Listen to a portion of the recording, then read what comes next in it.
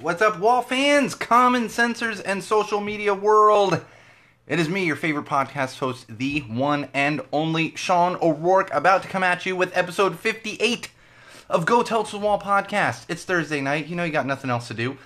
We all know who's going to win the NBA Finals. Just turn it off. Maybe join in for the live feed of Go Tell to the Wall podcast. Episode 58. We got some good stuff tonight. Good stuff. Not as heavy as episode 57. Keep that in mind. You probably don't need to keep the kids in the other room for this one. I'm going to avoid the F-bombs as much as possible. But we are still going to have some fun. And of course, there will be a little ranting. That racist bigot of an actress. Yeah, we're going to get into that. So, stick around. Episode 58, Go Tell Us Wall podcast.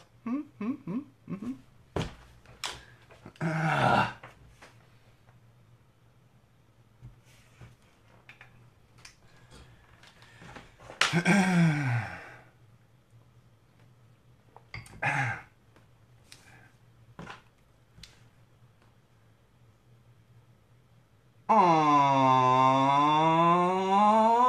right, Wall fans, common sensors, podcast consumers. Welcome to episode 58 of Go Tell to the Wall podcast. I am your host, the one and only Sean O'Rourke.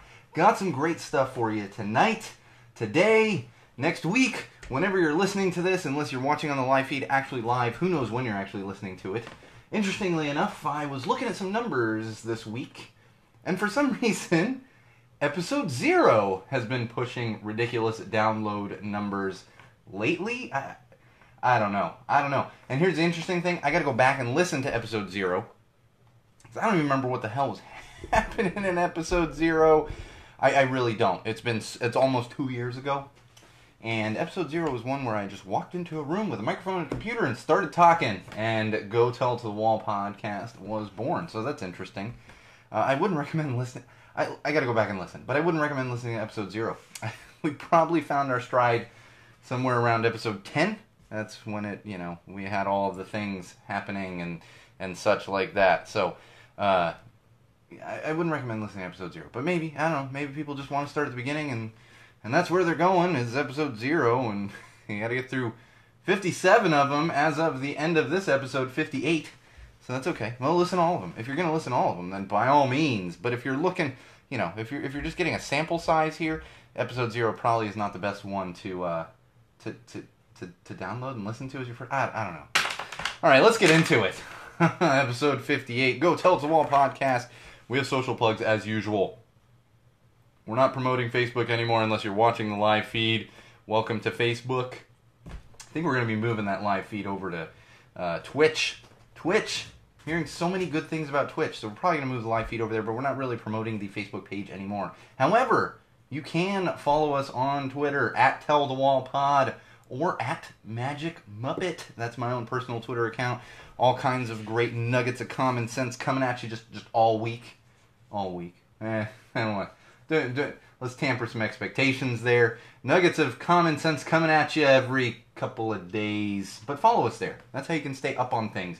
You can keep track of any of the content going up on YouTube, although I did mention we're not producing new content for YouTube, but here's the thing, is I've got like 20 videos in the hopper that are all going on YouTube. So follow us on Twitter, but then of course you can also subscribe on YouTube. Just search Go Tell to the Wall. You don't need that last podcast word in there. You're going to find all of our beer reviews and stuff that we've already produced, and new stuff is coming up there. It's just we're not shooting new stuff until we start seeing more numbers on the YouTube page.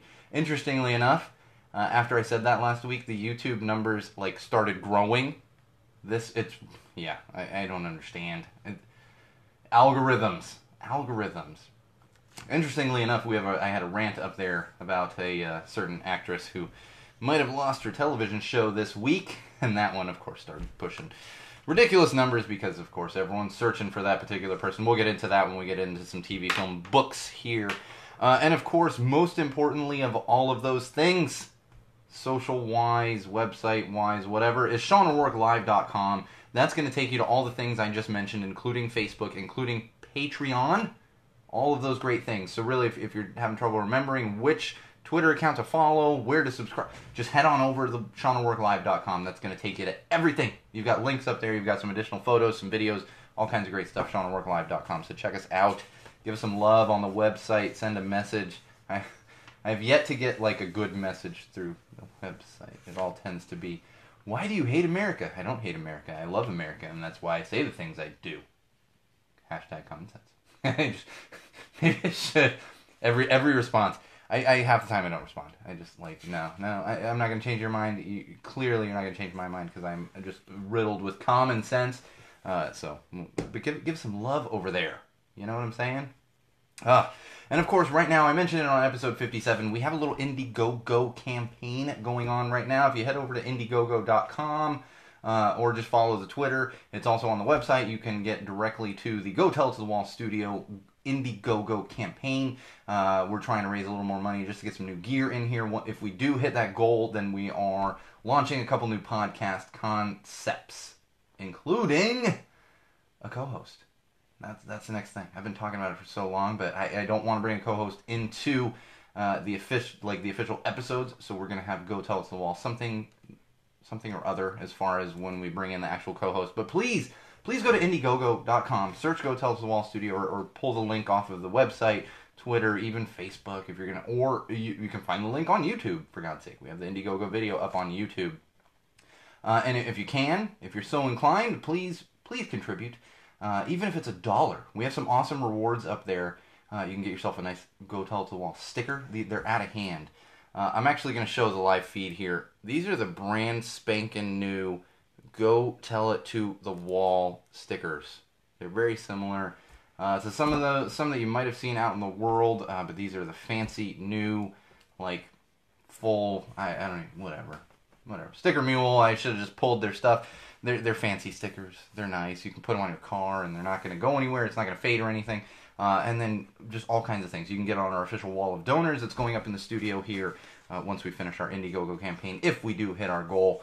So please support. And even if you can't support financially, totally understand. Even $1 is a lot to many people. It is a lot to me, even. Please just share. Tell your friends. Tell your family. Tell anyone. Because, like I said, every little bit counts. And it's such a minimal goal. I've had people like really? That's what yeah, because I'm not trying to put more money out of my own pocket here, and I want to bring someone else in to the studio, and that entails bringing in some new gear as well. Oh, hi, Chris. I'm so glad you joined. Chris, don't go anywhere, because you need to be here in a couple minutes. Chris Hassong, our stats and information person, and huge fan of the show and contributor. Just join the live feed. We're going to get into, I got a little love for him shortly here. But please hit us up. Speaking of Indiegogo, hit us up on the Indiegogo campaign. Shoot us a couple dollars. Share it. Do whatever you want. Do whatever you can. It's very, very, very much appreciated. Again, that's Indiegogo.com. Just search Go Tell It to the Wall Studio. And again, it's such a minimal thing. I want to bring in a new board into here and a new mic so that basically we can have a whole new show concept just based on that minimal goal. That's what happens. Like sometimes it hits a point where like we don't make a lot of money with podcasts. You just don't, and that's why we have the Indiegogo campaign. So please share, contribute, do all the things, whatever it is. All right, let's get into some beer this week. Man, the live feed is just blowing up. Hi, Nate.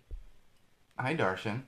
We're gonna mess with the live feed a little. Like we do this back and forth. Like I kind of mess with the live feed on occasion, and you know sometimes it's literally just me talking to Chris and or Bridget, depending when I'm looking. You know, but maybe we'll play with the live feed a little bit tonight. Anyway, beer this week. Tasty little brew from Boulder Beer Company. And it is called Pulp Fusion. It's the Pulp Fusion Blood Orange IPA. That's right. Blood Orange seems to be the popular thing right now to be throwing into beers. I know there's lots of popular things, but the Blood Orange is like kind of the flavor of the month right now. And I found some beers with the Blood Orange in there. It's just like way too much Blood Orange. This one, however, the Pulp Fusion from Boulder Beer Company is kind of just the right amount. It's cutting that hoppiness. In fact, before I came into the studio, my wife is my guinea pig when it comes to super hoppy beers because she does not like them. And I had her try it, and actually she liked it, despite the fact that it's an IPA. She really enjoyed it. So if you're an IPA fan, Check it out. It's not lighter as far as lighter on flavor or on alcohol content. This thing's still sitting at 6.5, but it is a little the fruitiness of the blood orange definitely cuts the hoppiness of it. And like I said, this one actually, it's like literally they throw blood oranges in there. And Boulder Beer Company, I had a couple of their beers, fan of them, interesting craft brewery to check out if you have the means, if you can find it by you, or if you live in Boulder, Colorado. But check them out, Pulp Fusion. I'm enjoying it. I wouldn't say I'd buy a bunch of them, but I'm enjoying it. It's a nice little tasty IPA. In fact, Chris, you would probably like this blood orange. Maybe I'll try to. I've got one more. I'll try to save it for you because he is not a huge IPA fan. Yeah, not a huge. I mean, a lot of people aren't. It's like either you really like IPAs and hoppy beers, or you just don't like them at all. Interestingly. All right, a couple more things for the opening. We are now on Stitcher Radio. Stitcher Radio, which is funny because it's hard for me to keep track of all the things that we're on as far as the different websites, the different podcast apps and all that stuff, and didn't realize we weren't on Stitcher. A lot of people use Stitcher. Thought we were on there. Thought they were automatically pulling. They weren't. But this week, we got Go Tell It to the Wall podcast up on Stitcher Radio. So check out Stitcher Radio if that's where you consume your podcasts or consume music or radio shows, whatever else. You can also add us now on Stitcher Radio. Stitcher Radio. I think you just go to Stitcher.com and do that there. Interestingly enough, we're also working with a website now called Advertise Cast. So hopefully, maybe, I don't know. We'll see. We might actually have some sponsors for the show coming up here shortly. So let's see. This is going to have to be sponsors that are okay with me ranting and raving about common sense, and everyone should be okay with that. All right, I got one more thing on the opening. I want to get a little sappy here for just for a moment. Just for a quick moment, I want to get a little sappy here. And I didn't even make notes on this, but so I sit here every week. Every Thursday I sit here and I record an episode. And I love doing it. I do. But at times it's very difficult. And you might say, recording a podcast is easy. Anyone can do it. I hear this constantly. All you need is a microphone and some recording software. And recording software you can find for free. I get it. You can find it for free. And I get it. It is easy to do. I always joke. I'm in here talking to a wall. Telling things to a wall. And if people want to listen, then people listen. But at times it does get difficult. It gets difficult to get into the studio. Especially if you listen to episode 57. That was a very difficult week for very, very, very many reasons. And sometimes it's just not that easy. It's not that easy to get up and get into the studio. To do this every week. As easy as it is to actually physically do it. But you know what helps? What helps push me to do that is friends and supporters. And that's why when Chris jumped on the live feed, I said, don't go anywhere. Because Chris Hassan is not only the stats and information person for the show, his wife, Bridget Hassan, is the on-air producer. They're both thrown into this. They don't get paid. They don't get paid at all. They help out and they support the show. They share things on social platforms and with their friends more than anybody else. And to top it all off, they are both patrons of the show. To top it all off, there's one more thing on that. And even on top of that, yesterday I go to check the Indiegogo going, oh, there's another contribution. And who is it but none other than Chris motherfucking Hassan. Supporting the podcast again. He supports it morally, physically, and financially. And you have no idea how much that means to me, really to any podcaster out there. That little bit not that little bit, that huge contribution, but even those little things. Because this isn't easy. You say it's easy. Well, everyone has a podcast and blah, blah. It's always a joke. Everyone has a podcast. Let me ask you something. You probably have some friends, a friend, that has a podcast. But let me also ask you this. How many episodes did they record? Did they do 1 or 2 episodes and they haven't done anything for a year or two? That's where the difficulty comes in. To sustain this. And I gotta be honest, without people like Chris and Bridget supporting Go Tell It to the Wall, I don't know that this would be happening every week. Now, and there's plenty of other people out there. I always talk about number one wall fan Darshan. And my wife is a just ridiculous supporter. My mother, same thing, ridiculous supporter. She'll call me and and talk me through things. But the difference is they have to support me. My wife has to support me. My mother has to support me. But people like Chris and Bridget, or Joan, who is sitting eating dinner with my wife right now, those are the people that make this continue. And it's the little things. And this is not just for podcasts, or for influencers, or friends that you have that have small businesses. This really just speaks to life. It's the little things that may not mean so much to you when you're putting them out there in the world, but they mean the world to someone else. Think about that. Think about that. In fact, I have a friend who commented on something I had posted about the podcast like a week ago. Good friend of mine, burner friend. We were in conclave together, burner friend. Our first burn, we both had the same first burn. And I didn't even realize he was an avid listener. He said, I listen to your podcast, or he watches. Some people like to watch. He watches a podcast all the time, and he said it's really inspirational. And it's such a little, minimal thing to say that. But to me, that kept me going. Just that one person. Especially when it comes to the month that we're in, Mental Health Awareness Month. Those are important things. It's like Bridget, where I will get a text when I'm having trouble with something. And she literally talks me down off the ledge. Chris, who's thrown out, always use common sense wherever we are. All of you out there, you have no idea how much you are appreciated. And I needed to take a moment to point that out to everyone, how important those little things are. Little things and big things. We're at a point where this is going to be called the Go Tell It to the Wall Hasong Studio. Might happen. I'm just going to put a plaque. Chris and Bridget Hasong Studio. Anyway, all right, I had to get sappy there for just a few minutes. But thank you all for supporting and even beyond supporting people with, like I said, with businesses and stuff. Just remember those little things. Tell people how you're feeling. How you're feeling. Even if it's like that made me laugh. That could mean everything to someone. It really could. Now, don't be insincere. But remember, if you think something's awesome, tell them it's awesome. You think something's funny, tell them it's funny. You're inspired by something, let them know. You're keeping those people going. Much like all of our supporters do. Because that's what keeps me moving every day. I mean, I look at numbers, especially, that's why we're done with Facebook. I've watched Facebook numbers just bottom out. Completely bottom out. But that's what keeps it moving. That's what keeps it moving. And we're going to continue. We're going to hit that Indiegogo goal. We're bringing in a co-host. We're going to have some new concepts, new shows, and we're doing it. That's what we're doing. This is giving me my viewers looking at the live feed for a second. All right, let's move on. Let's get into some social media. Not social consciousness, but social media.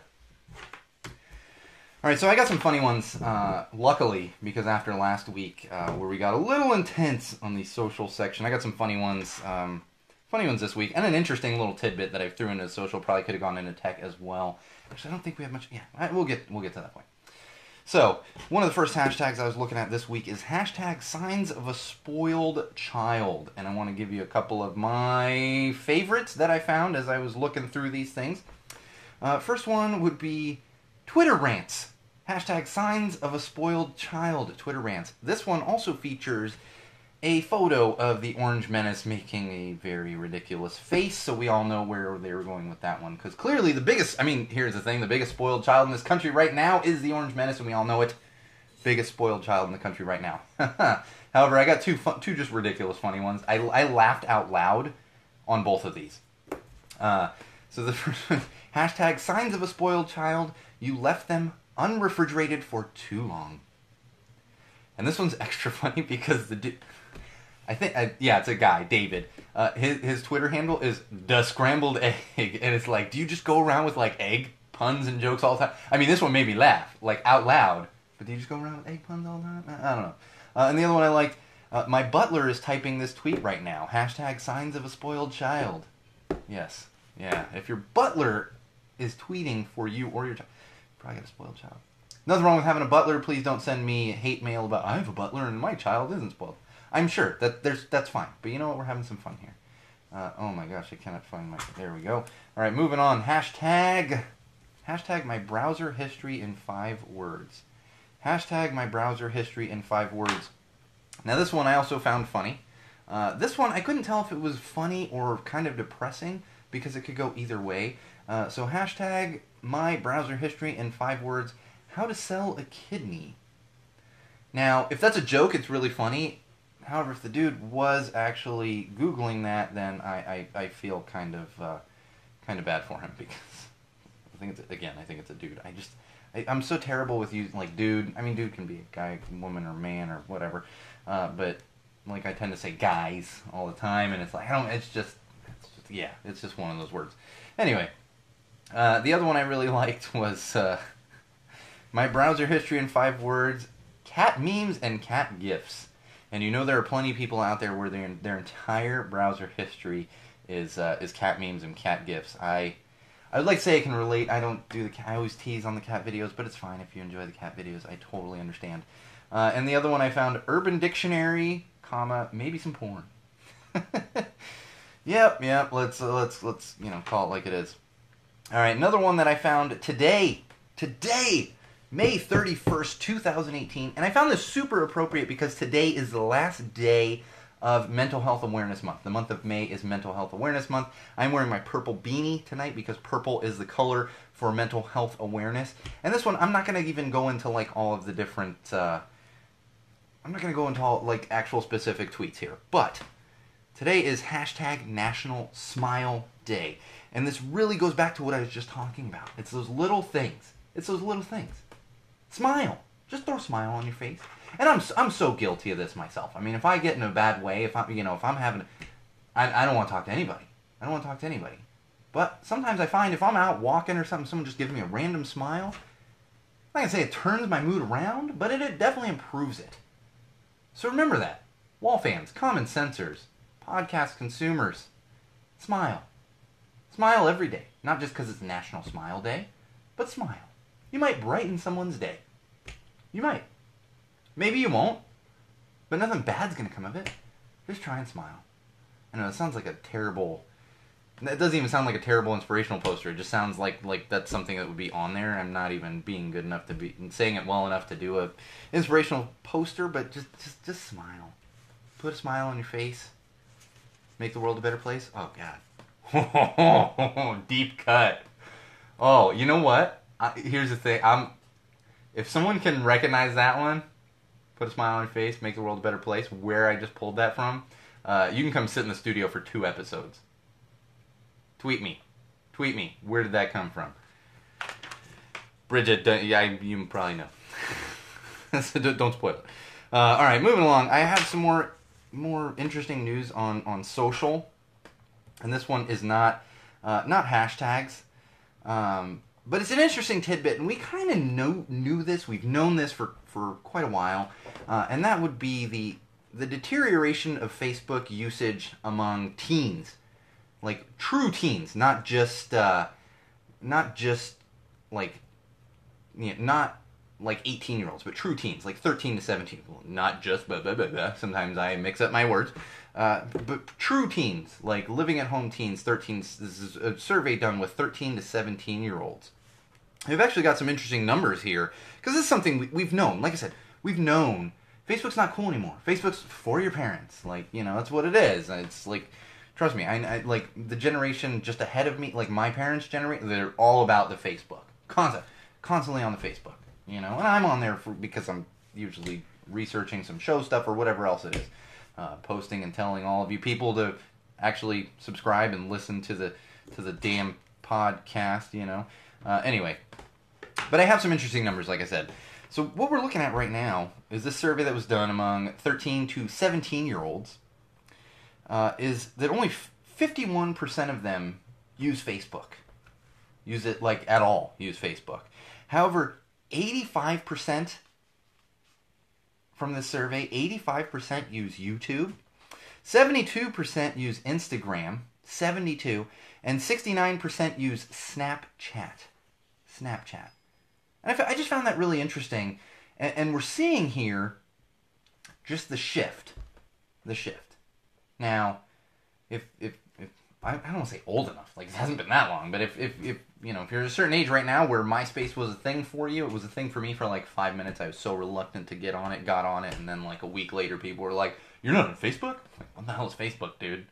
Anyway, we saw this progression. And Twitter kind of took over. You can see it from the opening of Silicon Valley.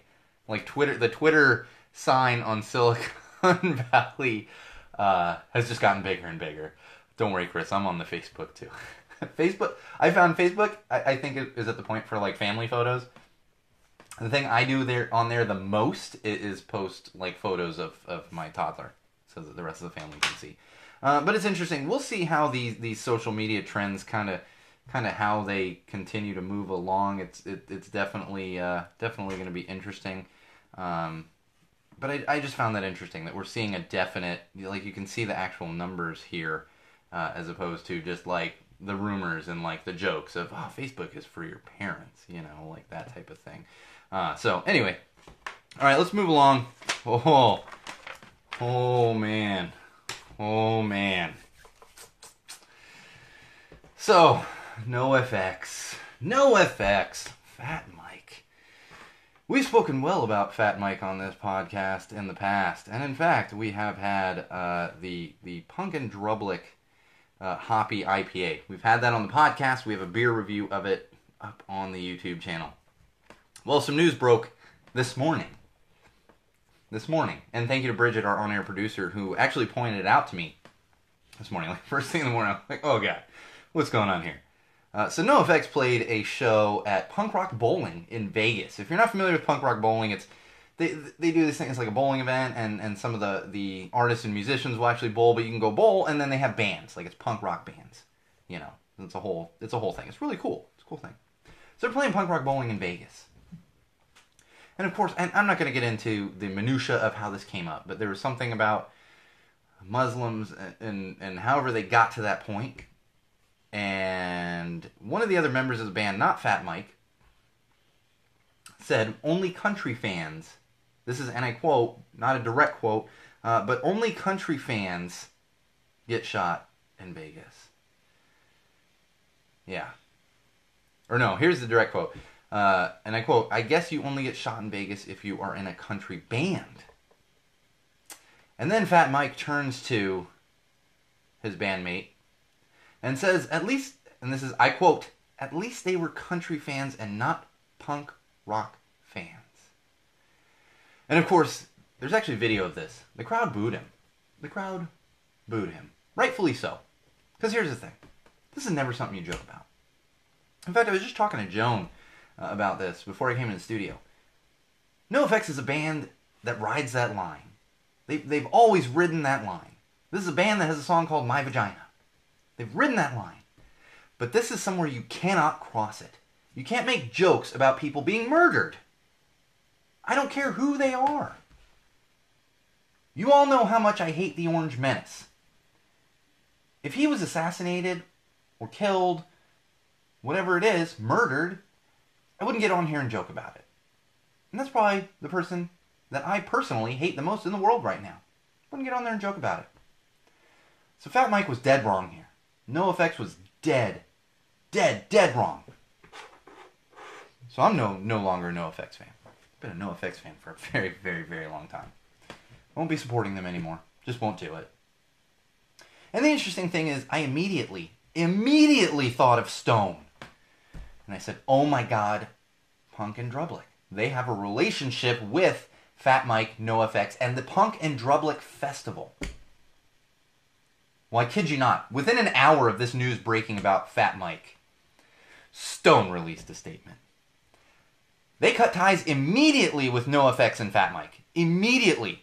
They will no longer be brewing the Punk and Drublic Hoppy Lager. And in fact, any profits that they have made off of the Punk and Drublic Lager, get this, Wall fans, Common Sensors, this is why Stone is my favorite brewery.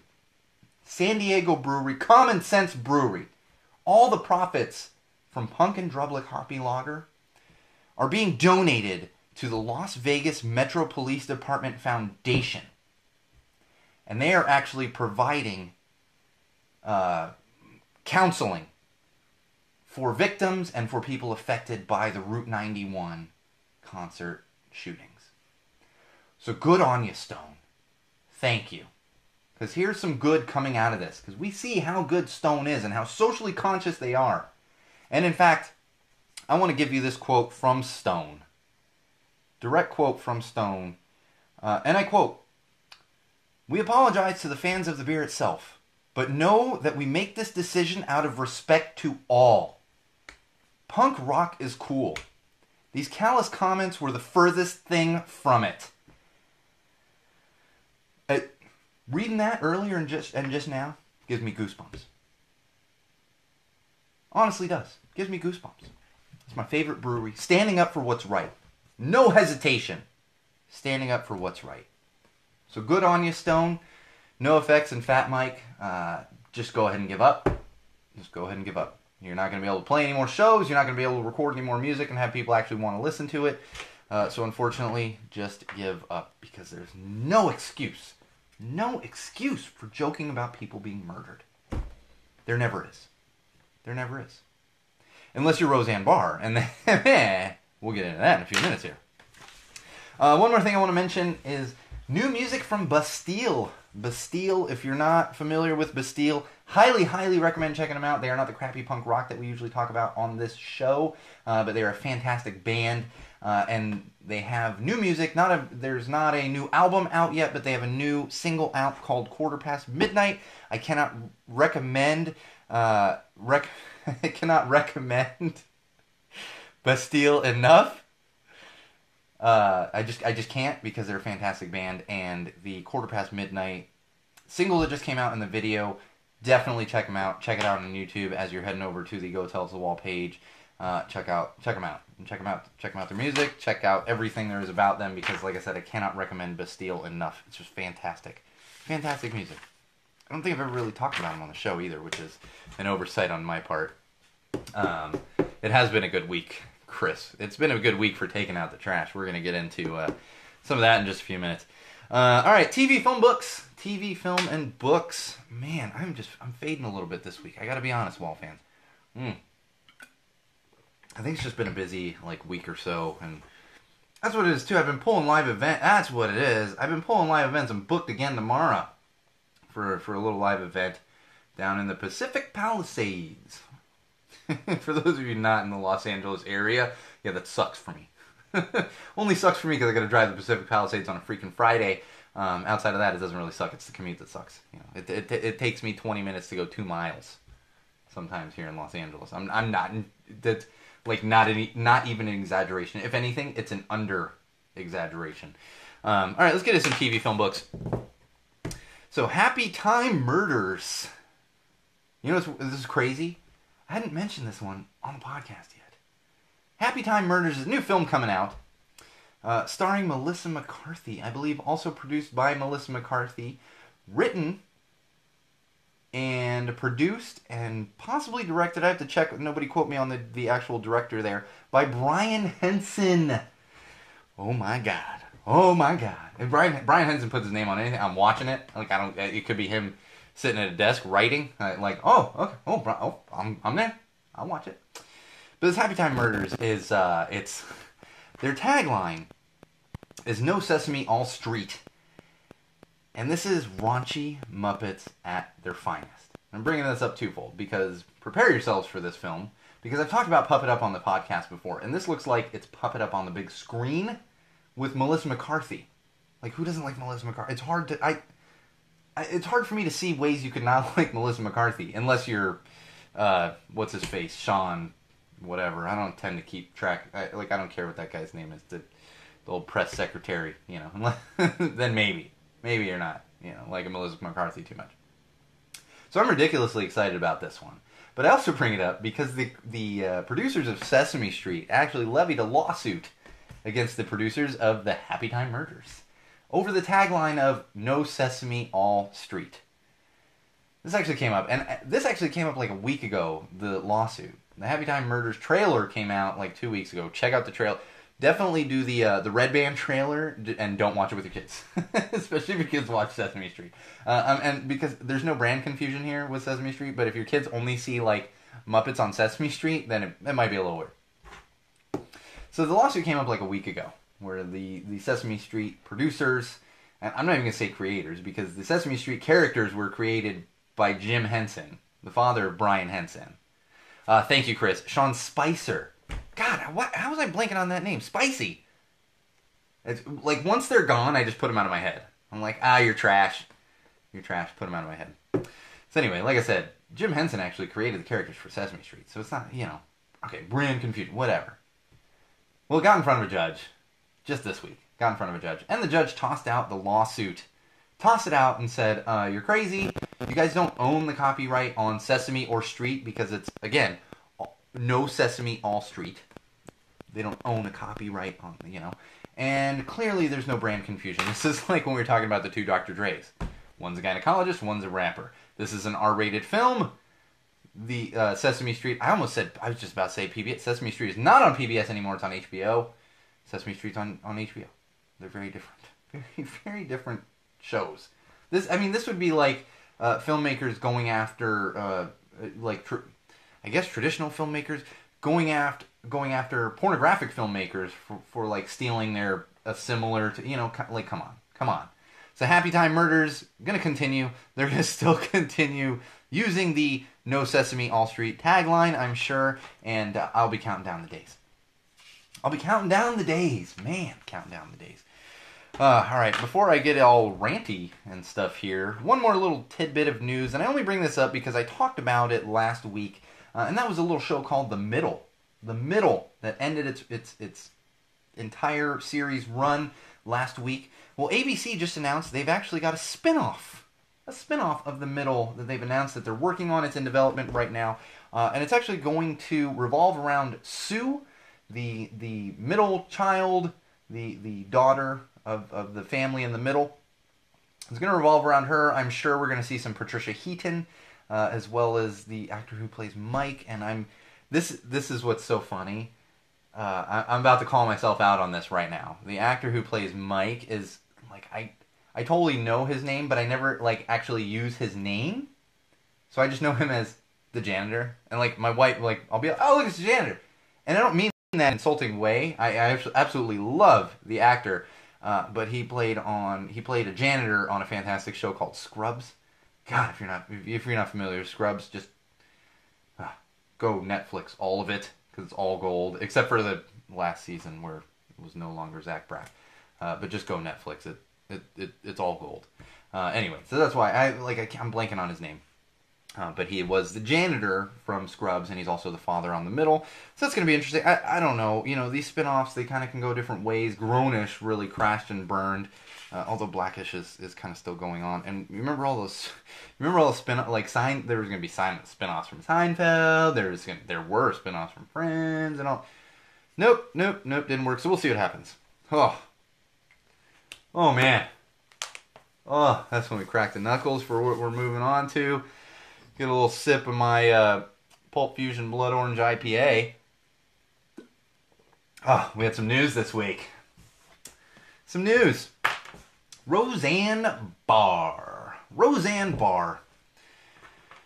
I talked about her a couple months ago on this podcast when everyone was all excited. Oh, Roseanne's doing great ratings and all this stuff.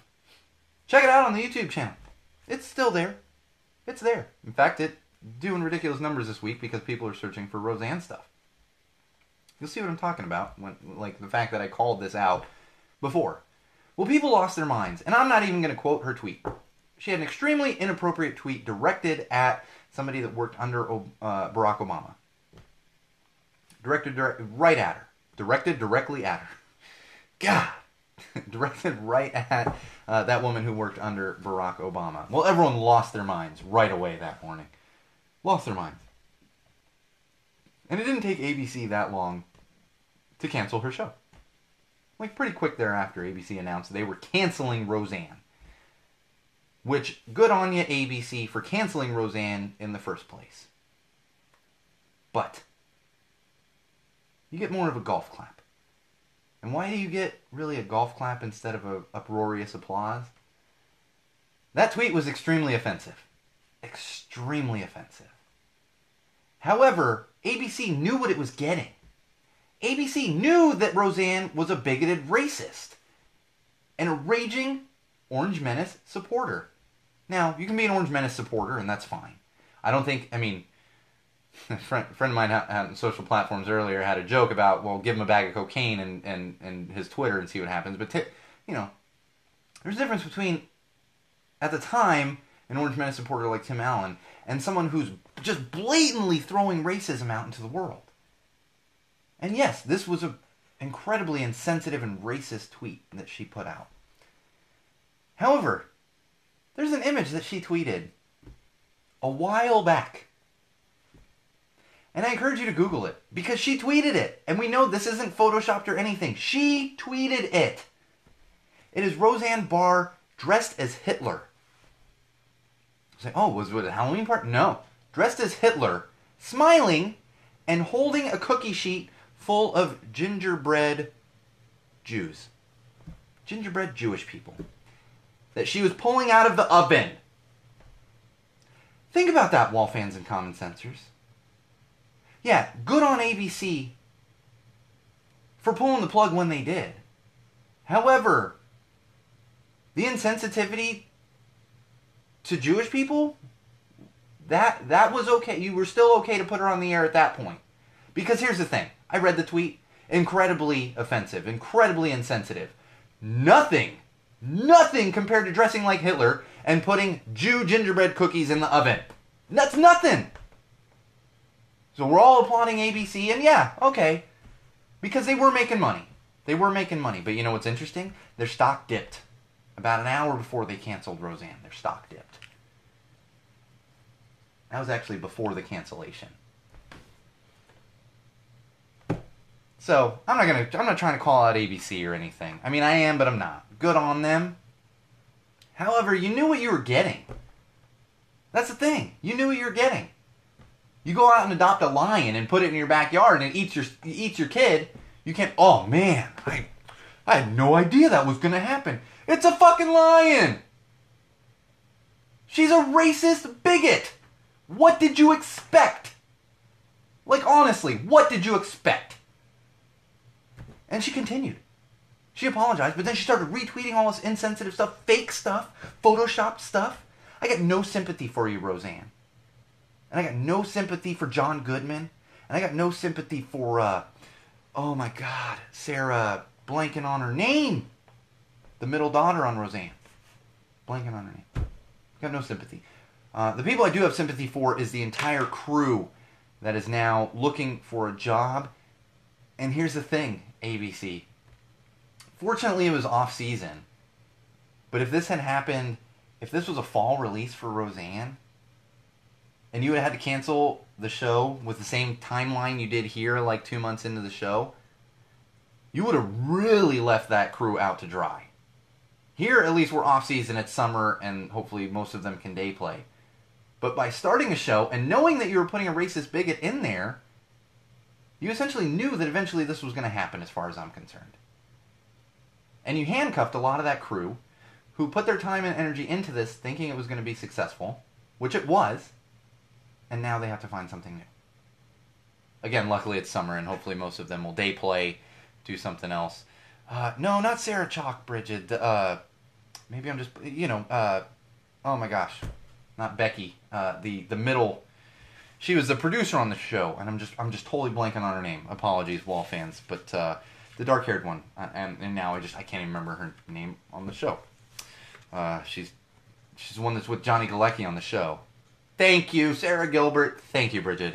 Sarah Gilbert. God, I was just like a blank, and I was seeing her name all like the past couple days, just all over the place. Anyway, I got one more piece of little tidbit here on TV, film, and books, and that would be this one. I debated putting this in social, but I put it in TV, film, and books because it's really pertaining to the industry. So John Lasseter, who was one of the founders of Pixar, got into some trouble a while back. It's probably been over a year now. He was really early on with the Me Too movement in Hollywood and everything else. Really early on, and all the sexual harassment had come out. And he left Walt Disney Animation Studios and Pixar Animation because he was actually the head of both of those studios, which really, they're using it, and I don't mean that in a weird way, it's just they use Pixar as a name, but it's all under Disney. He was the chair of both of those studios. And left to take a sabbatical. Oh, actually, it's so 7 months ago, almost less than a year ago, but about 7 months ago, he took a sabbatical. And there's been rumors flying around, could John Lasseter come back to Disney? Could he come back? Most people were like, no. But there's this undercurrent that's saying, you know what? He's probably going to come back at some point here. Probably is. Well, everyone started to realize that he might be able to. And again, it's Disney. We've seen some of the mistakes they've made here just this week. Well, not just this week. In the past few months. They made a good decision this week by actually canceling the damn thing. So we know that Disney doesn't always make the best decisions. However, there is a nice little hashtag going around on the social platforms right now, and it is hashtag #LoseLassiter. And apparently it's gaining quite a bit of steam. So we'll see what happens with that one. Personally, I don't think he's coming back. I don't. He's going to go the way of Harvey Weinstein, except probably not. I don't know that he's going to get prosecuted to the extent that Harvey Weinstein has, but he's not going to be able to come back to the Walt Disney Company, the animation studios, Pixar Animation Studios, or any of those. I don't see it happening. But you never know. I've been amazed in the past, so you never know. All right, let's get into some tech. Ooh, I'm excited about this one. I'm excited about this one. Google. We'll give a round of applause to Google. I shouldn't, but we'll give a round of applause to him. Here comes the hate mail. As soon as people realize why I'm giving a round of applause to Google. Probably a rogue coder up at Google. They had a little glitch come out today. And what happened with that glitch was, if you Googled the California Republican Party, if you're familiar with Google and most search engines, it actually pops up what they call a knowledge panel. So before you actually click on a site, it gives you kind of a top line stuff. You see this with a lot of Wikipedia pages. It'll pull them, and Google's actually pulling those so that you see, instead of just seeing a website title or maybe an article title, it's giving you a little beefier there. So you might see like founding dates and whatever else. Well, today, when you searched for the California Republican Party on Google, it popped up the knowledge panel. And the knowledge panel included a little blurb from Wikipedia. It also had a leadership column, the founding year column, and then it has an ideology column. And the first ideology listed for California GOP was Nazism. That's right. The first ideology listed for the California GOP, Nazism. That came before conservatism. Jesus Christ, conservatism. Market liberalism, fiscal conservatism, green conservatism. What a dumb word. Come on. Conservatism. That's dumb. I always wonder this. It's the same thing with liberals. I'm not even trying to be on either one of the sides here. Liberal, what? It's all these boxes that everyone lives in. I talked about this on the podcast before. That's why I'm a registered independent. Not the independent party. I'm independent. I ain't voting just because you're in a party. Now, of course, because of the hatred that comes out of a certain side of the political spectrum here, I do tend to lean to one side. However, I'm not a Democrat or a Republican by any means. And of course, Google has since removed the ideology panel from the search engine. So you're not going to be able to find it yourself, but there's awesome little screenshots. And of course, this is the one time in my life I found myself on Hannity.com. And I'm going to go ahead and close that one right now because that was a little too long on a Sean Hannity website. All right, let's get into some common sense. We're running a little short. Well, I thought we were going to be short. This always happens. I'm like, we're going to be short. Nope. We're doing a freaking hour like usual.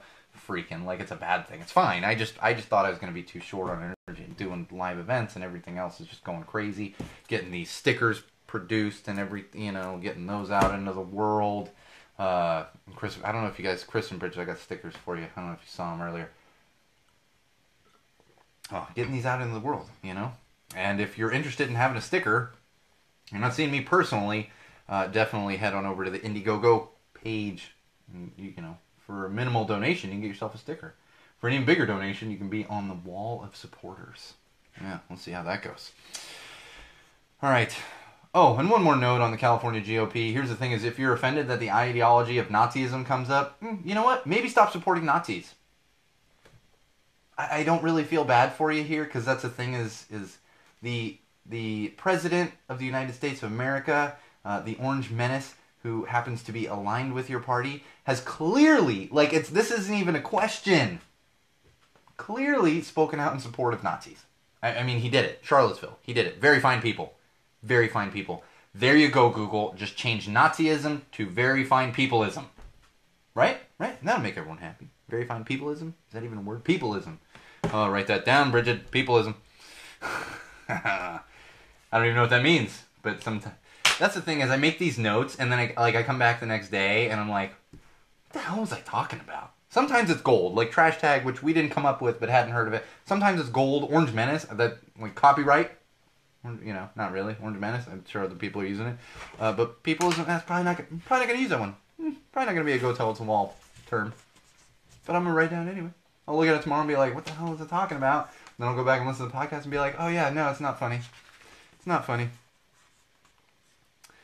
Yeah, I 100% agree with you on that one. Absolutely. I mean, that's the thing. He literally supported Nazis. Like, it's there. Like, we have video of it. Like, it happened. This isn't like, oh, it's Photoshop. No. He said it. Like, we all saw it. It happened. Yes. Very fine people. Very fine people. And defending Tammy. Loves to defend Tammy. Frickin' Tammy Lauren. No, it's Tommy Lauren. Tommy Laren. Don't give me the hate mail. We call her Tammy Lauren because she looks like a Tammy. Oh, is it bad to be a Tammy? Is it bad to be... God. Okay, now we're tangenting. We're getting tangented. See, that's one that sticks around. Go Tell It to the Wall podcast term. Tangented. All right, a couple things on common sense, and then we're going to wrap it up for the week. So, we had a little news coming out of... actually, this one just dropped today, too. So, a Southwest plane bound for LAX from... I believe it was from San Francisco, SFO, had to make an emergency landing in San Jose. And this happened Wednesday afternoon. It came out in the news today. And apparently what happened was, and I'm laughing because it's kind of funny, but it's not funny. This is like, you're dumb. Like, dude, are you really that dumb funny?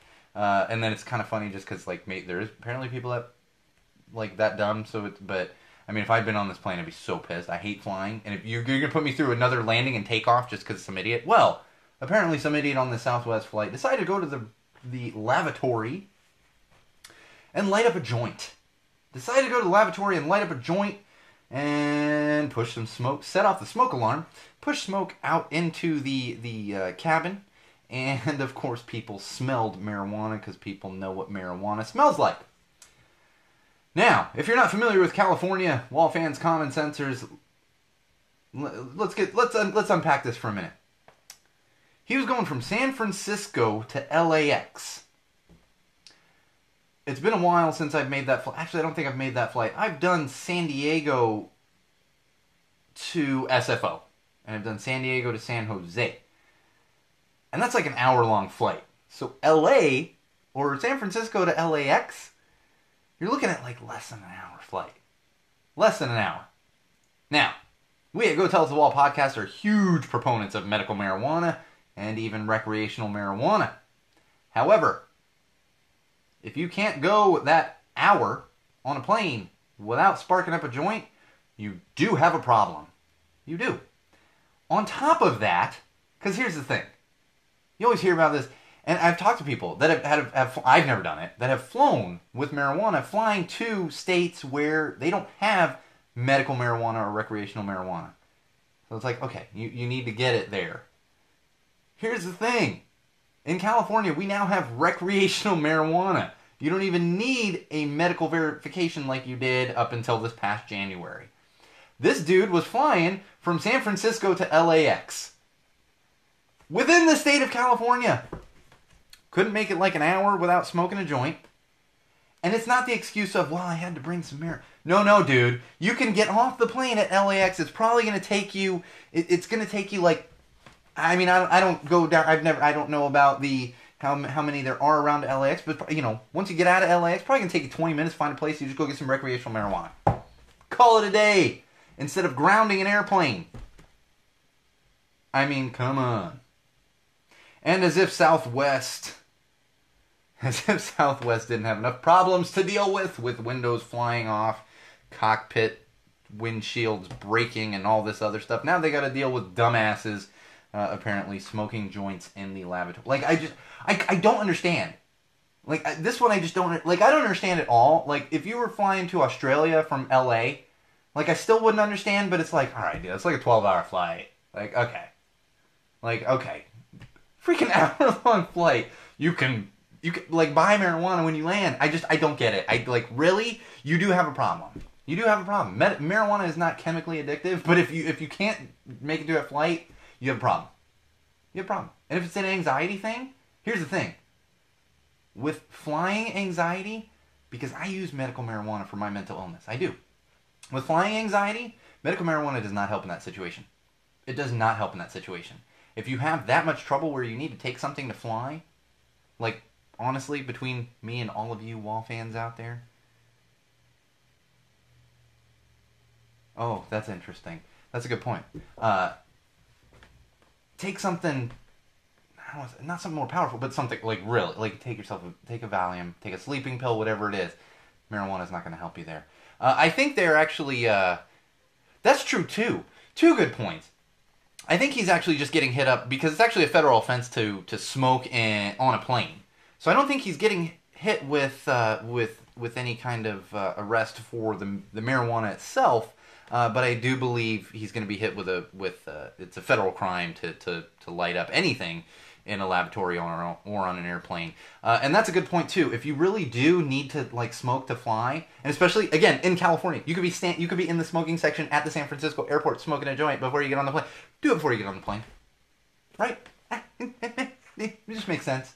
Common sense. Oh, common sense. All right, I got one more little thing on the common sense section. And I don't even want to get into this, but I'm really just curious what all of you think about this. And it's becoming a new thing where craft breweries are becoming the new hangout spot for parents, but also kids.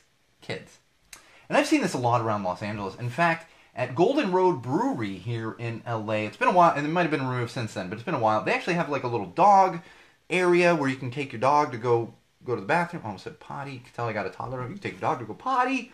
When you got a toddler at home, you use a lot of the word potty. And it's funny because I say it to my wife too. I'm going to go potty. What? You just get in the habit of saying it. Anyway, so Golden Road Brewing, they have a place you can take your dogs, and they have play stuff for kids. You can bring your kids to Golden Road Brewing. It's fantastic. And a lot of breweries have caught on with this because it's not a bar. It's not a dingy bar. It's a place where they tend to have, like, board games. They tend to have outdoor activity type games. You know, whether it's like the beanbag toss and all that stuff. They have those things, which is really conducive to kids. And in fact, Golden Road Brewing has one of those gigantic Jenga things. You know, those kids always going crazy on it. Angel City Brewing is kid friendly, and in fact, McLeod Brewing, McLeod Ale Brewing Company, that was the last stop on the epic American Craft Beer Week little trip we did. I actually had my toddler there, my 18-month-old there. Chris was sitting there with us. Chris was sitting there, and the thing is, you get these food trucks that pull up. There's great food, and I noticed because it wasn't just me and me and my wife and my family and friends with a kid there. It was other people. In fact, there was kids running around in, like, Little League uniforms. And I think what happens is these parents want to go have a beer. It's a kid-friendly area. The kids are running around. There's a food truck. There was really, really great barbecue. I'm like, who's to say it's not conducive to having kids there? Now, do you want a 16-year-old running around picking up people's half-empty? No, probably not. But you know what? If you have some stuff there that can keep the kids occupied, some board games. That's the thing at all these breweries now. They have, like, board games that you can just pull out to the table. You can play some dominoes, some checkers, whatever else. Play some games. Those things are there. Oh, dogs too. That's a good point. And McLeod is one of my absolute favorites. But to me, it's fantastic. When I know that I can bring my kid there, so I'm not going to get drunk. I'm going to hang out, have a bite to eat, enjoy a nice beer, especially from the craft breweries. It only makes sense to me. But I'm curious what all of you think out there. Like, does it make sense? And dogs. Actually, dogs was coming up in this article, too. A lot of these breweries are dog-friendly, too. Like I said, Golden Road, McLeod. Angel City is also dog-friendly. I know that for a fact. I've seen dogs in there. And there's many others. I'm just pulling those ones out of my head. I think in the Stone Tasting Room here in Pasadena, you can bring, I believe you can bring kids inside there. Obviously, they can't drink. That's a whole nother story. We're not in Europe. Can't have kids in there drinking at like 14 or whatever. So, but again, I'm curious what all of you think. Hit me up on the Twitter, or shoot me a message through the website, whatever it is, a direct message. I'm curious what other people's thoughts are on this. I just want to see where it goes.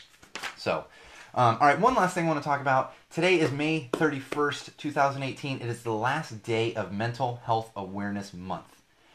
And the thing is, you always hear this about stuff when it's awareness this, awareness that.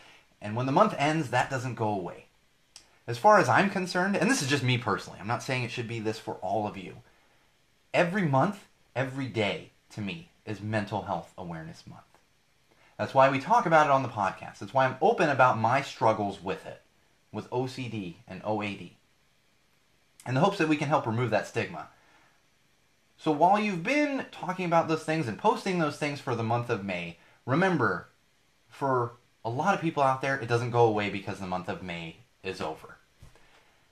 And this is where it comes back to that smiling. Smile at someone. Don't ask someone, are you having a rough day? Just be kind. Be kind to each other. Because you may not know it, but that could help immensely for someone that is struggling on that particular day. Struggling with a particular thing. And it's so simple. It's so simple. And we're going to continue that mission here at Go Tell It to the Wall to remove that stigma, to raise that awareness, and to make people realize that it doesn't. You can suffer from a mental illness and live a perfectly normal life. Those internal struggles. It's actually happening right now with one of the cast members of Saturday Night Live, which I haven't looked into, and then there's also a little bit of a weird crossover because of somebody I was ranting against last episode, but I'll be looking into that a little further. But just know, they're all living the same life as you. Just certain things are a little more of a struggle for them. And all it takes is kindness. All it takes is how you doing. You don't need details. How you doing? That's all it takes. So on this May 31st, remember that, wall fans, common sensors, and anyone out there that's consuming this. Just because the month is over doesn't mean the fight is over. Just because the month is over doesn't mean we're going to stop trying to remove that stigma. Stop trying to help someone. Because as far as I'm concerned, if one young kid out there hears one of my stories and feels a little bit better, or is then able to talk openly about it, because that's a big thing. I was a young kid once and did not want to talk about it. But if that happens, then we've accomplished our mission. Even if it's just one. But we want it to be many, many, many more than one. And we want everyone out there, even if you're not suffering from mental illness, to be aware of it and to have a better understanding. Because there's plenty of people out there that do have understanding and compassion. We just need everyone else to have that understanding and compassion. And we'll get there. We'll get there. All right, wall fans, common sensors, that's going to do it for episode 58. Episode 58 of Go Tell It to the Wall podcast. Remember, you can follow us on Twitter, at Tell the Wall Pod or at Magic Muppet. You can also find us on YouTube. Just search Go Tell It to the Wall. And of course, SeanO'RourkeLive.com will take you to all those things I just mentioned, including our Indiegogo page. That's right, I mentioned at the top of the show, we have an Indiegogo campaign going on right now. Please head over there, check it out, even if you can only spare $1. If you can't spare anything, share it with your friends, share it on your social platforms, share it with your family, whoever it is, just to get the word out there. We're trying to do great, new, big things with Go Tell It to the Wall, and could really use all of your help to do that. And you could end up, if you have enough and want to contribute, you could literally end up sitting right here, like right next to me. It's going to cost you a little bit, but you might be able to do it. So please check out our Indiegogo campaign. And of course, like I mentioned, we are on Stitcher now, but wherever you're consuming this podcast, please remember to actually subscribe. We get crazy listener numbers, and we get crazy subscriber numbers too, but not as crazy as the listener numbers. So please make sure you also Also, subscribe to the podcast. That helps us when it comes to advertisers and sponsors and all that good stuff. As always, thank you all for joining. Thank you all for listening. It means everything to me that you join me every week as I yell and rant at a wall.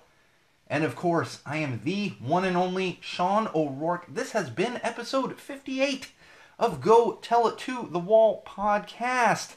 And remember, wall fans, Common Sensors podcast fans, no matter what you do, no matter where you go, no matter why you're doing it, and especially no matter who you're with, always use common sense.